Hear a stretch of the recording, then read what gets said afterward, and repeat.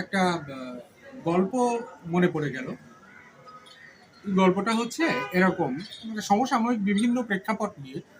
এটা আমার মাথায় আসলো, একজনের কাছ থেকে শোনা ছিল অনেক আগেই, আজ মাথায় আসলো। গল্পটা হচ্ছে এরকম, দুজনের বাড়ি পাশাপাশি, এক তাদের আবার জমি জায়গা নিয়ে দ্বন্দ্ব হয়েছে।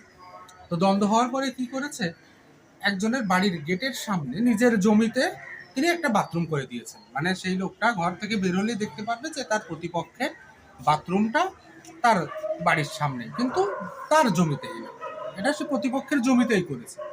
তো তখন তিনি চাইলে ঝগড়া করতে পারতেন বা অনেক কিছু না করে তিনি একটু মানসিকভাবে বুদ্ধি খেলালেন। বুদ্ধিটা হচ্ছে কি, তিনি কি করলেন, তিনি কাজটা সবকিছু ছেড়ে দিয়ে সারাক্ষণ ওই বাথরুমের ওখানে চেয়ার নিয়ে বসে থাকলেন।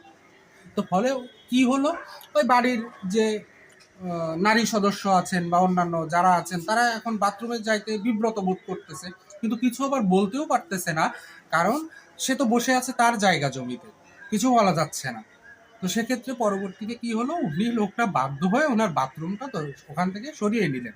তো আমাদের আসলে এরকম কিছু কিছু প্রেক্ষাপটে প্রতিবাদ না করে, উচ্চবাচ্য না করে এমন কিছু টেকনিক ফলানো যেতে পারে।